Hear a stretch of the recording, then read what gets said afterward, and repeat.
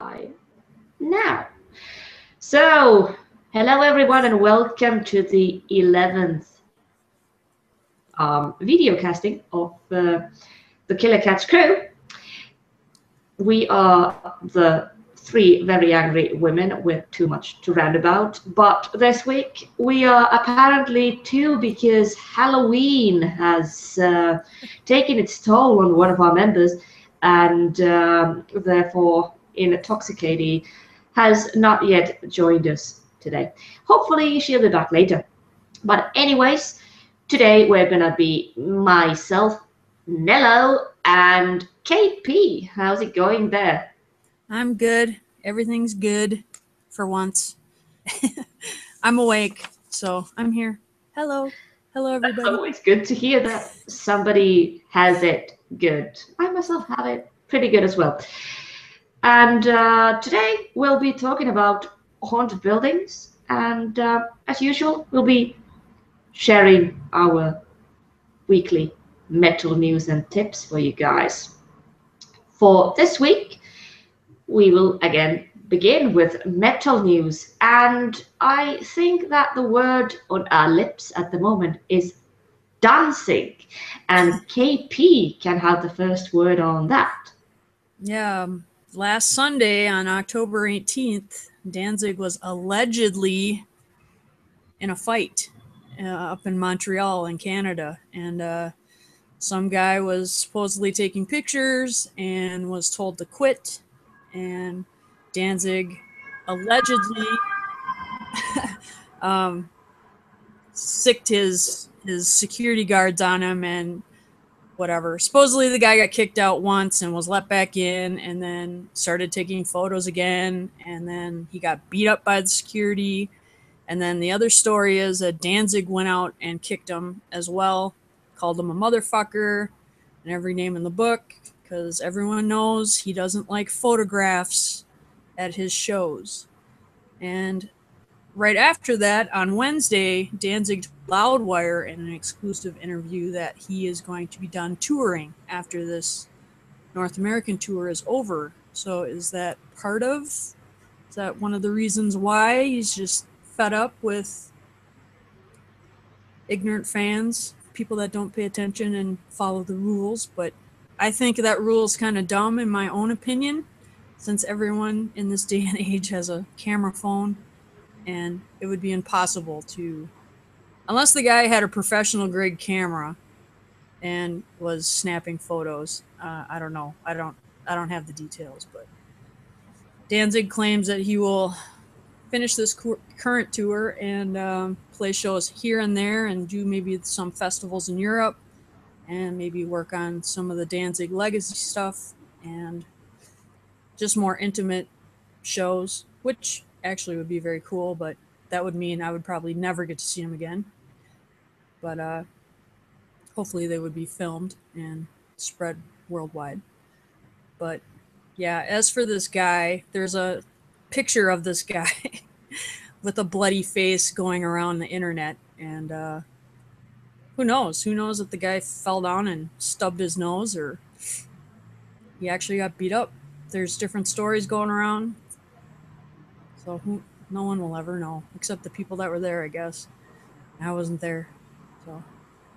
But yeah, there's lots of fights going on social media about Danzig and what an asshole he is, and other people defending Danzig because he is a legacy. He's been around forever. Christ, he's 60 years old, and yeah, it's been the topic all week I've seen on social media. So, what are your thoughts, Nelly? Well, I think that Danzig makes an easy target because of his past behavior and because of his downright straight up hatred of other people.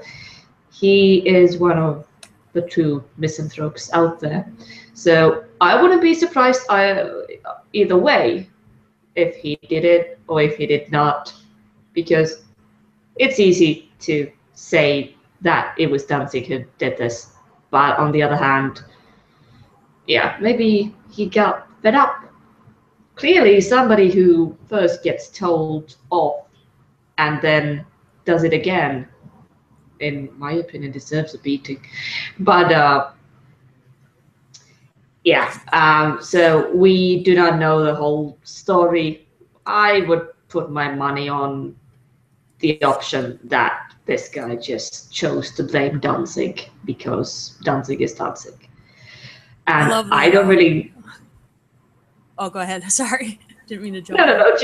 No. It was just like I think that he's easy to blame, and as said, he's 60. I don't think he gives a shit, and shouldn't because he's Danzig. But I don't think that the Loudwire interview and this incident are related, just based on the fact that most interviews are carried out a bit beforehand. And it is, of course, possible that Loudwire then chose to bring up just this thing because of what happened, because it makes a good headline and they're going to get more clicks. Sure. But in any case, moving on to what Loudwire was talking about, the idea of more intimate shows and just making festival appearances is, in my opinion, a very good idea, and I would really look forward to seeing maybe some acoustic performances with just Danzig singing and somebody playing an acoustic guitar. Most of his songs are very apt for that kind of performances, and that would indeed be something very special. And on top of that, it would, I think that less assholes would show up Right. to the gigs. I think more of the true fans would show up. Exactly, because touring it's shit, and if you're gonna tour, it's easier to go and do a festival gig and get the fuck out of there than just sit in the fucking van for week after week to audiences who are piss drunk and just came there because this is Danzig. I know the name, but I've never heard him. Here he's an asshole. So yeah, more intimate gigs for true fans and festivals. Yeah, gets my thumbs up. I hope that happens. One funny thing about that fight, supposedly with this guy, I wish I had his name. I don't have his name written down, the guy's name, but his one excuse was that he traveled so far and he spent hundreds of dollars on merchandise and tickets to see Danzig. So almost like he was using that as an excuse for his behavior. And it's like, no, you can't do that. Yeah. You can't. Just because you spent $100 on merchandise doesn't allow you to be a jerk. Precisely, and if you get told off once, it's kind of like when your mom, when you were a kid, when your mom told you do not touch that, and you didn't listen and did it again, after which mom slapped you. That's what happens. That's what you get. Get a bloody nose. You get served. Precisely. You get served by somebody, maybe not Danzig, but somebody, and it probably was right for him anyway, because he sounds like an asshole. Yep. But talking about assholes, I was thinking that this asshole is also coming out with a covers album, and what do you think, Chrissy? We just found out that there's gonna be like ZZ Top's "Rough Boy" being covered by Danzig, and NIB from Black Sabbath. I'm very excited, actually, because as much as he's been the bane of my existence since my bad experience here in Minneapolis with him, I've loved Danzig since I was 15 years old, and I love his voice. And for him to do covers of other people's songs, just because some of his newer albums have been kind of not that great, it would be fun, and I'm curious to hear how if he just does straight covers or if he actually does his little Danzig twist on it. And yeah, I'm excited, especially for the ZZ Top stuff. So being from the States, that's huge. So yeah, I'm excited. That, and there's supposedly a Elvis, Danzig Sings Elvis album supposedly coming out, or special or something. I'm excited for that too, because I know that's one of his big influences. So yeah, I think Elvis is on that covers album too. So maybe that's, I don't know, maybe those are one and the same. I'm not sure, but Yeah, but there's at least one Elvis song in there, so oh, that's good. I'm excited. I'm excited. Well, he's already done an Elvis cover song, so which is on Thrall Demon Sweat Live, I think. And I can't think of the name of the song off the top of my head. I'm surprised I even remembered that album at 2:00 in the morning. But yeah, yeah, he does Elvis quite well, so I'm excited. I'm excited to hear the cover album.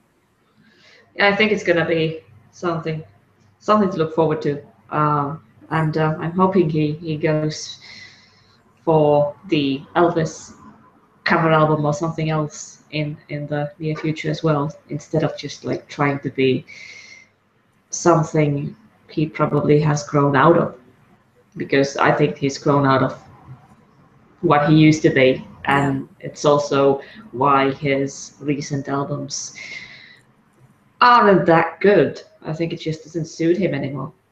He could act his age, and yeah, he needs to get that original lineup back. Oh yeah, John Christ, Chuck Biscuit, Eerie Von. That's Danzig to me. That's, you got that lineup and they were just killer.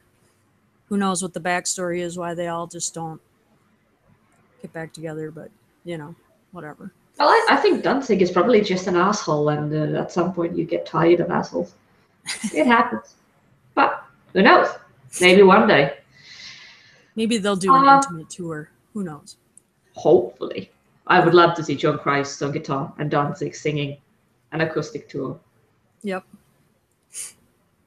That would be excellent. Yeah, then for my metal news piece this week is the documentary coming out featuring Wattain's Erik Danielsson. The documentary is going to be on a DVD, and it's being released by Shadow Records, and it includes interviews mostly with Erik himself.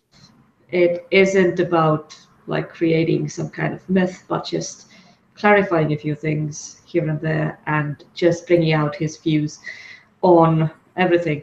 So I'm really looking forward to seeing it, and I couldn't find a link where you can pre-order it right now, but I'm trying to find one for you guys later so I can post it on Facebook so you can all take a peek at what's to come. But Erik is an interesting person with really interesting views. He's a very smart guy, so I myself am really looking forward to hearing some good stuff, not like the anecdotes of touring life, but spiritual views and just overall thoughts about life and death. So yeah, that's coming out soon.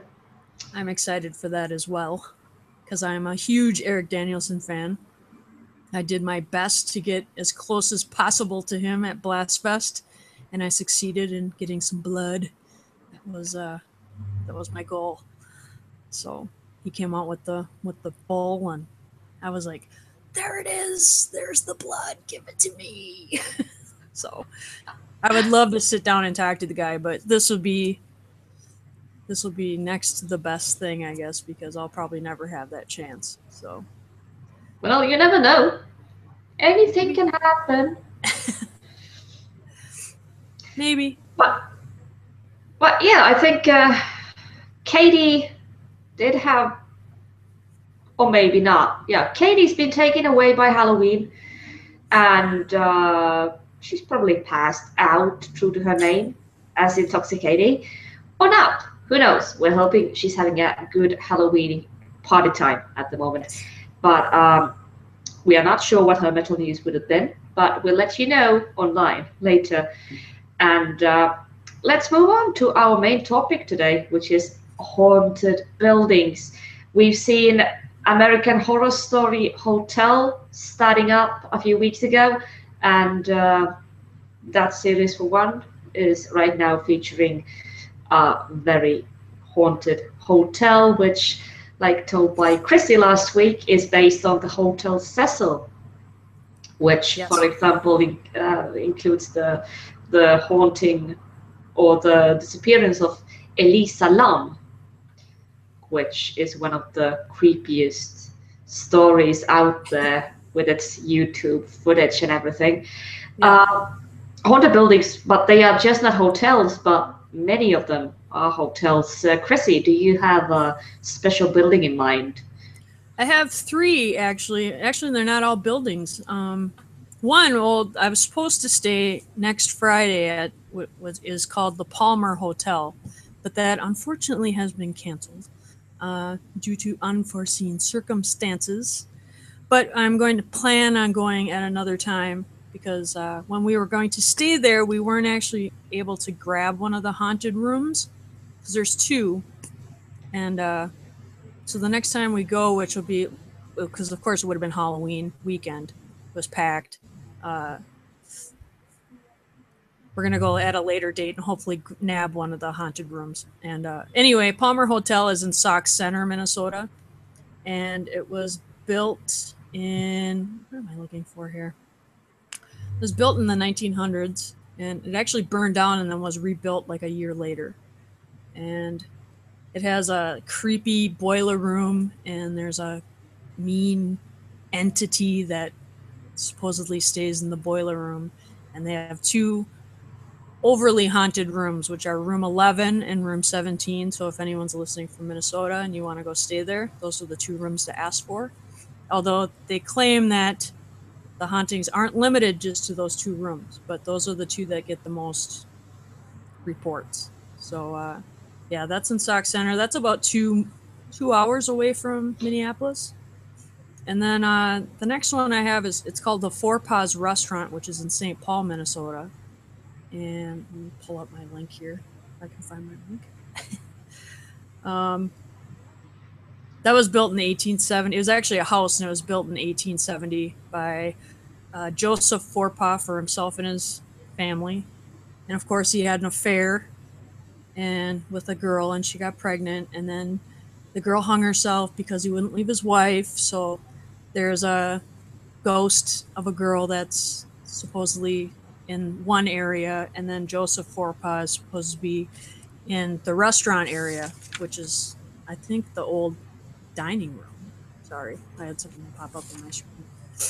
And that's notorious around here in Minnesota, that everyone supposedly has seen a ghost in the windows. And I have a cousin that goes there all the time, and I have yet to ask her if she's seen anything, because that's her favorite restaurant. The other cool one I found is the Wabasha Street Caves, and that's also in St. Paul, Minnesota. And these are actually caves that are carved into the limestone along the Mississippi River. And as a kid, as a dumb kid, I used to go and trespass and crawl into these caves along the Mississippi and run around and be stupid. And there's transients in there and all kinds of, there's drop-offs, and you can die from carbon monoxide poisoning because there's not enough oxygen in there, and all kinds of stuff. But the Wabasha Street Caves were actually used by the mob back in the 20s and the 30s, and that's who it's haunted by. And they used to have tours there, but they don't anymore, I guess. And yeah, well, these say they're sandstone caves, but also along that river's edge is limestone caves too. But yeah, pretty notorious for their ghostly mob sightings. And what's cool about St. Paul was it used to be a sanctuary city for the mob. So if you could be in the mob and come and live in the city, as long as you didn't cause any crime, the cops would leave you alone. So that's one cool thing about St. Paul. And Nellie and I were talking about the differences between Minneapolis and St. Paul and how different they are. And so that's one of the cool things that used to be cool about St. Paul, but now it's, who knows, they're sanctuary cities for other things now. So, but those were my three that I found that were really interesting and that are pretty well known around Minnesota. So, and they're all accessible, so you can look them up. We can always put the links up, and yeah, go get a nice meal and get scared by a ghost, or go sleep and wake up with a guy standing at the end of your bed. Usually that's what happens. So interesting. I don't actually have that many haunted building histories from my hometown, Helsinki. Right now I'm living in Eskilstuna, and here the buildings are a lot older for the most part, because this town was built like during the Middle Ages. One of the haunted buildings here is actually the school I go to, or the college I go to. It used to be a factory from the days, already from the days when things weren't as safe, and when people could die if they work at a factory just because of getting crushed by a machine, or just getting poisoned for one reason or another, falling into a kettle with molten metal, all kinds of things. So yeah, there's a lot of those old factory buildings in town, and one of the main buildings of the college is built directly into one of these old buildings. It has 5 stories, and the upper floors are the creepier ones. The things that happen here, they don't tend to be anything poltergeisty. It's not like it's aggressive in that way, but when it gets dark and when it gets to those night shift hours, there's like a very sad presence in the whole building, and the security guards that roam those corridors even at nighttime, they told of many creepy things happening, as in the usual doors opening, doors closing, like feeling somebody behind you. And not like that anything bad is happening, but that just mostly that there's just this creepy sadness. And yeah, I don't think it's too far-fetched to say that if you have a factory that was built when the technological or the industrial revolution began, so that there were quite many lives lost of small kids, women, men, all alike, lost for nothing because of pure regulations and just not enough safety.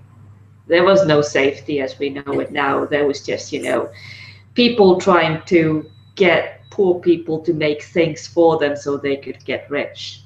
Capitalism. And that's precisely. So that's the feeling you get. Like there's somebody there that never really got to have a life, and then died in some stupid accident with a stupid machine, making money for somebody else for almost zero pay. And we're not talking about 1 or 2 people, we're talking about hundreds of people that have died in those conditions in this town. It's still an industrial town, but the manufacturing plants are now being moved away from the city center, and all these old industrial plants are now just schools, hospitals, and the like. And yeah, you feel the history, and the history is not nice. So I would love to have like some kind of different kinds of histories, like creepier histories and more violent ghosts. But the Swedish ghosts here are just sad. I think it's actually weird that I lived in Helsinki most of my life, but in there's almost nothing. There's so few histories of hauntings in Helsinki. It's kind of like the ghosts. They don't stay. If something happens, they just go. But here, it's a bit different. Maybe ghosts were more likely to stick around during the Middle Ages and the Industrial Revolution, and not afterwards. I don't know. Maybe it's oh, Katze, what are you doing? Don't interrupt. Mommy's talking about ghosts here. Yeah, Katze doesn't care about ghosts. She just keeps staring at places here in our house where there's nothing. People tell me that, yeah, cats just stare at some points here and there because they see small particles and, small spiders and stuff that humans can't really see. But in this house, which was built, I believe, 1816, this place has burned down, this house has burned down at least 4 times. And it used to also be like a refuge for criminals at some point. And in here, you do get the feeling sometimes that there's something else in here, and you get weird smells. At first, I thought it was just the plumbing that's wrong, but there's one particular smell that is something you really can't make up. It's an old person smell. Oh, The smell of an old creepy. person standing next to you, and it's kind of like you can't make that up. It isn't about plumbing. That would be quite hard to like put together, lavender, mothball, and the smell of death. And it always happened in the hall between the bedroom and the bathroom. So it's kind of like somebody's like standing there and just Weird. it's always in that one spot. There's a lot of more spots where Katze just keeps staring at times. So we don't know the whole history of the building. We just know that lots of bad things that have happened in here, and the people who own it now, Dinka and Ermin, they built this house from the ground up with their own hands to be able to live in it now and rent out these apartments to us others. So there's a lot to this building that we don't know about, but definitely, yeah, presences. They are here. They are watching us. That's cool. At least the old people. See, I live in an old Victorian house that was built in the early 1900s, and I get nothing. There's nothing here. Yeah, My sometimes maybe it's kind of like they already died in the hospital, all of them. Maybe they My died niece- somewhere else and didn't want to leave a My presence niece was so behind. disappointed that this place wasn't haunted. I'm like, there's nothing here. It's dead. Nope. Boring. Well, sometimes it can also be a good thing. I mean, at least you get to sleep your nights in peace. Sleep my days, actually, since I work nights. But Yeah. But I mean, it's not all that bad if it isn't haunted. It's interesting when it's haunted, but when you watch as many scary movies as I do, and then when you're home alone, and then you get that feeling like Katze just keeps staring at something and following something, which she is actually, you can see her behind me. She is doing that right now. Now she heard her name. She kept staring at something in the living room. And I have no idea why. I hope it isn't anything. Because I'm alone in here. at least it's daylight. Yeah, at least it's daylight. I keep telling myself that. It's Daylight. 3:30 in the morning where I am, so I'm lucky it's not haunted right now. It's 10:30 here. It's breakfast time. But yeah, hauntings they are cool, and I can believe that the people in the first hotel you told about, that when they say that there's like lots of things happening in other rooms too. Well, that's a good selling point to say when those 2 special rooms are already taken. Like, please, there's lots of stuff here, so just take a room. Well, as far as I know, ghosts travel through walls, so I don't see why they would just stay in those 2 rooms. So Yeah, well, I guess it depends on if there was a wall there before. It kind of that's like, true. I don't believe that they travel through walls just because they would like to do that, but because there wasn't a wall there before. I think it has to do with the floor planning, and that it's something that the same things happen like in a time continuum Yep. kind of way, that it just comes back again and again. for me, it makes more sense, although ghosts necessarily don't need to make more sense. But there's so much in this world that we don't understand, and so many things that happen, but science can't explain. I don't think we should ever like just say that it is impossible. We should always just think that this is just something we haven't figured out yet. Yep. One day we will. I know we will. Yep. There was something I was going to say about something, but the thought, it escaped me like this. So, oh, hello, Katze. Well, Hello, here's Katze. oh, yeah, she's a jumpy cat, so she likes to be a part of the podcast because she likes to make a mess of Mummy's things.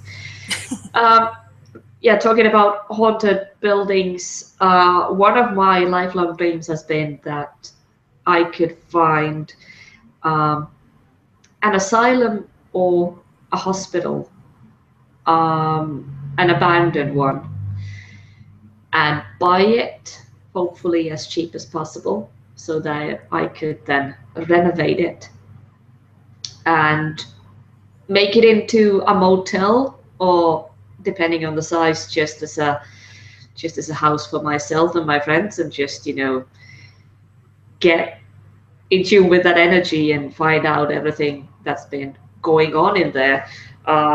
So that's something that I think that there's a lot of buildings out there, abandoned hospitals and mental asylums and all that have been left to rot, and that could be salvageable. But I haven't gotten together the funds yet. But I'm still holding on to that dream that would be a perfect thing to have. Just like taking your time to just fixing it up and making it livable, because it would just not be about having, if it would be a motel, it would just not be about having a place with an edge to it, a selling point to it, but also because I would love to preserve everything that's in there. And if there's things happening, just like trying to make it a bit better for the spirits that probably are trapped in there, and just trying to make things, trying to get them something good after all the horrible things they've gone through. Because I don't think Then you have to make the back end of it. You have to make the back end of it an animal like hobby farm. So you can have all that. Yeah, that would make ghosts happy. Animals. Yeah, that's cool. That actually makes sense. Like it could be like asylum that turns into a living quarters and a motel, plus like a cat sanctuary, some chickens in the yard, goats, and lots of goats. Yeah, and not because we would slaughter them, but for just for getting goat milk and chicken eggs and all that. So that would be cool, really cool. That would be awesome. That would have to make ghosts happy. Yeah, I mean, lots of animals and lots of cats. They could all cuddle up with the ghosts. Yep. Katze, would you like to cuddle up with a ghost? She's staring at me. Probably, yeah. She's thinking I am nuts, which I probably am. Yes, Katze. Aren't we all? Yes, we are. I think this brings us to our tips of the week. Do you have any tips for this week? I do. I have one. Since I grew up and I was such a thrash kid, I'm very excited for the new Anthrax song that was just released yesterday or the day before. Sorry, I work nights, people, so I'm always a day ahead or a day behind. So it's called Evil Twin, and they actually put out a lyric video for it, which is really cool. And it actually reminded me of the Shining video for, I'm going to slaughter it, but Vilja and Drome. Is that how you say that? Dome. Just Say So then put it into the word. So it's Vilja and Dröm. Vilja and Drum. Drum. Perfect. Okay, got it. So it kind of reminded me of that because it has all the footage of like bad things happening in the background, but of course Shining's is to the extreme, which is of course 10 times better. And but the new Anthrax is more about evil people and their ideas and how they take hold, and that's the idea behind the song. And if you check it out, it's check out the lyric video. I'll link it. And I'm excited because this is their new album coming out. I think it comes out next year, but this will be the newest album since Worship Music came out in 2011. And I loved Worship Music. That was like really good comeback album with Joey Belladonna as their vocalist, who I love. I've always loved Joey. He was my favorite. I was a little sad when he was gone. And he's just the voice of Anthrax to me. And thrash away. Gonna start a pit. Gonna mosh. Anthrax. So that's my tip. That's my shout out, is the new Anthrax. So check it if you like that. Yeah, I gotta go and check it out myself as well. I haven't seen the video yet. I heard it's the kind of, Minimondo video as well. So yeah, I gotta go online after this and check it out. My shout out this week goes to this is not so trash. This is not so, extreme metal. My shout out this week goes to the symphonic Metallus Nightwish, because they are starting the European tour next month with some huge gigs, first in Scandinavia and then moving over to Middle Europe. And they just finished the Latin American tour and will be touring constantly now. And if you haven't seen them live, the current lineup with Miss Amazon, Miss Flo Jansen singing, it's a really good show. She is an amazing front woman, and I think she's she's taller than 2 meters, I think. So wow. She's also amazing on stage. If you like, when you see that huge, a tall woman, a real Amazon, it kind of makes you think hey, I'm watching Wonder Woman here. So that's my tip. Even if you don't like symphonical metal like that, but you happen to be around, go check them out because it's a good show. And Wonder Woman is on stage, so go check them out. I myself are really looking forward to the Stockholm show. That's gonna be in mid-November, so I'm gonna catch them there. It's my first time going to that gig place, the arena in Stockholm. The last time I was there, I think I was seeing, it was Turbo Negro when Hank von Helvete was still on vocals. So that was the last one, and that kicked ass. Of course it did, because it's Turbo Negro. But that brings us to the end of this podcast. We are hoping that Katie will be recovering from a Halloween party, because we're gonna make a Halloween episode next week. And I myself, I'm gonna be taking up some really good Halloween movies, not just for yourself, but also if you would spend time with kids on Halloween, what are the movies to show to kids? Because you should really take advantage of Halloween and get kids used to horror films, because that's the perfect location to show them the first bits. So that's something for next week. That's a good one. I think that there's going to be a lot we can say about that. But as usual, take care and thank you for listening, and tune in next week again, and go to our website killercatscrew.com and to our facebook.com/killercatscrew, and give us our comments and suggestions. And next week we'll be back with Katie. Yep. Hopefully. So this is a hello from Katie, and this is a goodbye from Nelly. See you next week. This is KP signing out. Thanks for listening and watching. I know you guys like to watch, weirdos. Anyways, toodles. Toodles!